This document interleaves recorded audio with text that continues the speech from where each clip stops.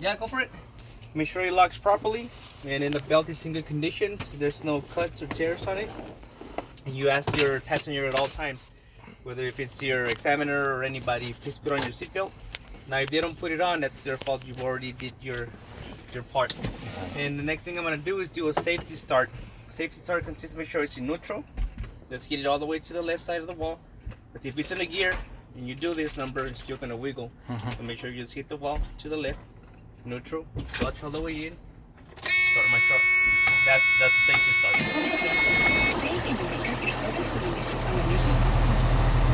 Now, the first thing I'm gonna do is check my primary and secondary, make sure they're filled up to 125 psi, which is the maximum, and they are filled up right now. The next step I'm gonna go ahead and do is I'm gonna do my in-cap inspection. I'm gonna start with my floors. Make sure it's free from any obstructions, anything that can get stuck under my pedals. From there, I'm gonna check my 3 pedals, make sure they all work properly, make sure none of them get stuck. Make sure they all come right back up. I'm gonna start with my accelerator, working good. My brake pedal, working good. My clutch should not have no less than 1.5 inch of free play. If it doesn't have any slack, it means it needs to be readjusted. And they all 3, they have the proper cover on them, which is rubber. If it doesn't have it, my truck is automatically out of service until I get some of the rubbers on it. And then from there, I'm gonna go ahead and check my steering wheel. Make sure it doesn't have more than 2 inches or 10 degrees of free play. Good conditions. And then from there, I'm gonna go ahead and check my city horn and highway horn. And from there, I'm gonna go ahead and move on to check my windshields, left and right. Not cracked or broken. They always need to remain clean, free from any stickers obstructing my view. The only stickers that I'm allowed to have is my DOT inspection and my license plate sticker up to date. From there, my weather strip on both sides, left and right, free from any leaks. I got my sun visors, left and right, not cracked or broken, working properly. Next thing I'm gonna check is it's gonna be my windows, my left and right windows and mirrors. Make sure they're both properly clean. They always need to remain free from any stickers obstructing my view. And the mirrors need to be adjusted to the driver's view at all times. Okay, from there I'm gonna go ahead and move on and check my left side of my panel, and I'm gonna move on to check my right side. So I'm gonna start with my gauges right here, which is my water temperature. Right now it's like at 58 Fahrenheit, good conditions. From there I'm gonna check my oil pressure. Make sure it's right now it's at about like 38 psi, good conditions. My RPMs, also known as your tachometer, is working in good conditions, and then you accelerate a few times. Speedometer, I cannot check it right now because my truck is not moving, but I'll check it when I do my tug test or when I move my truck.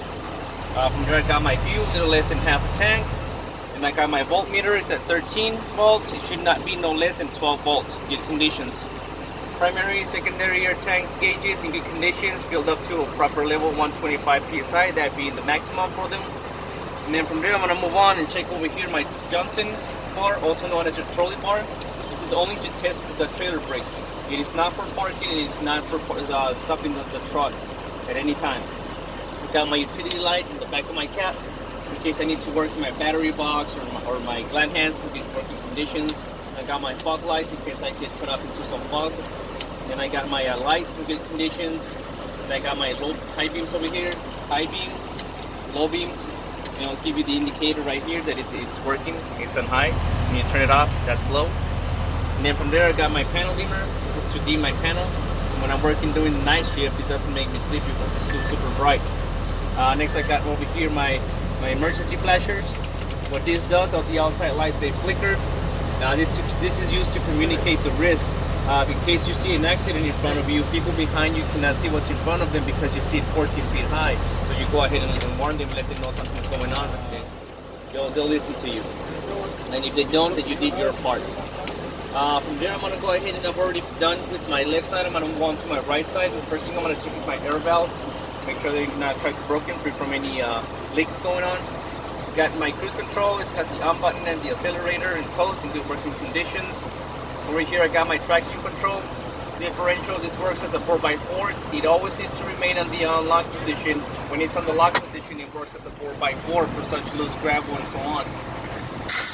From there I'm going to go ahead and check my wipers, make sure they're working good. My washer fluid working properly. Turn them off. And I got my mirror defroster, my mirror heater for my left and my right side mirrors. If for any chance it's winter time and it's not working, my truck is automatically out of service if this is not working. And then I got my mirror adjuster right here, good working conditions. Now from there I'm gonna go ahead and check my AC panel. Right now I'm gonna check my AC, it's working good. I'm gonna go ahead and check for my heater, it's working good. My defroster, working good. In case it's winter time and my defroster is not working, my truck is automatically out of service to get Fixite Professional unless I'm certified. And I got my switch for my window, my right side window in good working conditions. And then from there I'm done with my in-cap inspection. I'm gonna go ahead and move on to do my air brake test. After that, I'll make sure primary and secondary tanks are filled up to 125.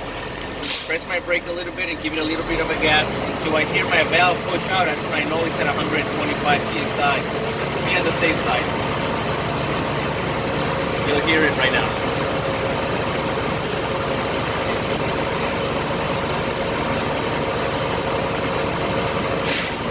There it is. It's filled up. So now I'm going to turn off my engine. I'm going to go ahead and put the key in the on position. Now I'm going to be checking for my tractor ABS light that it goes on and off. If it stays on, it means I have a faulty system. Now that it went off, it means I have a good system. So the first thing I'm going to do is I'm going to go ahead and push in my valves. 1, 2. It does take 10-15 seconds to stabilize. What's going on right now, air brake chambers and air lines are getting filled up with air. Okay, so now I'm going to go ahead and do my static test. I shouldn't lose more than 3 psi within 1 minute, 60 seconds, and I'm going to start timing my minute. You guys can use your cell phones as long as it's in the airplane mode. So if you don't have it in the airplane mode, and then you get a text or a call, it's an automatic fail on your fault. Okay, there goes my 60 seconds, 1 minute. I didn't lose the 3 psi. Now I'm going to be checking my brake pedal, also known as your throttle valve. We'll be applying 80 to 100 psi pressure, and I shouldn't lose more than 4 psi within 1 minute. The minute you step on the brake, you start your minute. And you wait the whole minute, 60 seconds, you shouldn't lose more than 4 psi in 1 minute.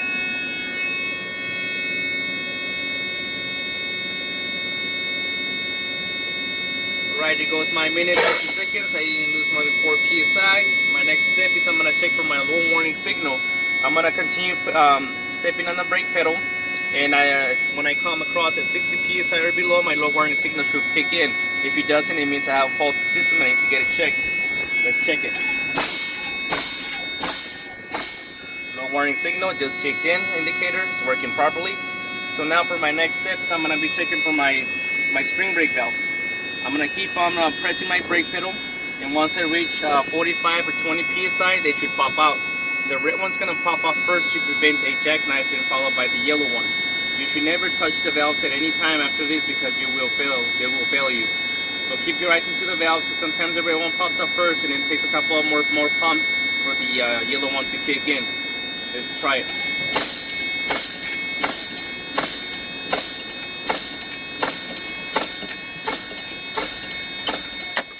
So the red one. There goes my yellow one. So they're both working good. Next step, I'm going to go ahead and do a safety start, consist of checking, make sure it's in neutral, clutch all the way in, start my truck up. And when you release the clutch, make sure you release it real slow. If you release it fast, it will fail you too. Okay, and now I'm going to go ahead and build pressure. I'm going to accelerate to 1500 RPMs. And when I'm going to build pressure from 80 psi to 115 psi within 45 seconds and 3.5 minutes together. You time this too as soon as you start accelerating. Boom.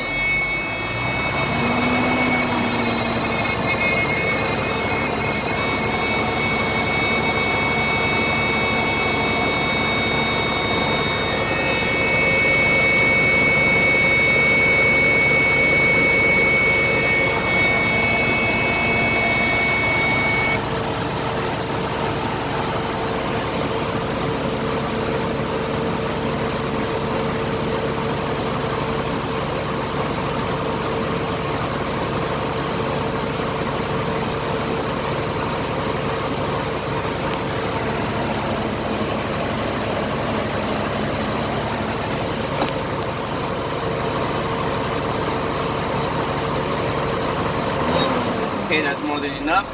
So next I'm gonna go ahead and proceed to do my tug test. My air brake was very successful. So I normally would turn off my truck and put the key in my pocket for safety.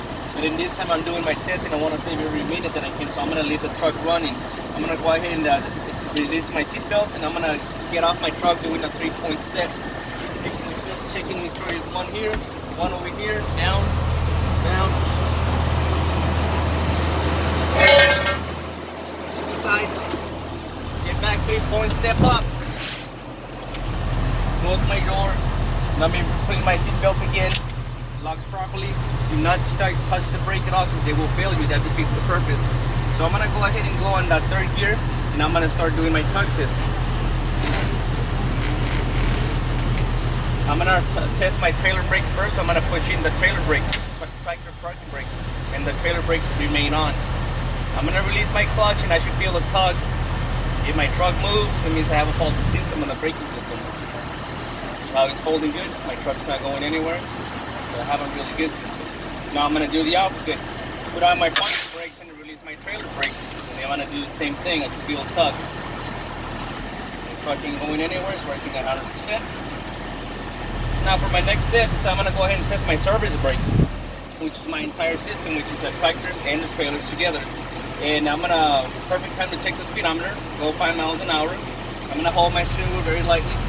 In the case it turns to the right or to the left, means I have a flat tire, uneven pavement, uneven cargo, or here we go, okay? So I'm gonna go ahead and release this one, push in my brake, hold my steering wheel, go about 5 miles an hour. Clutch and brake. So my steering wheel didn't go anywhere. My service brake was working good. My speedometer is working perfect. Now I'm gonna go ahead and put in a neutral, release my brakes. Now I've just concluded my braking inspection, my in-cab inspection, my air brake test, and my tug test. I'm ready to proceed to do my driving skills. That's all it is.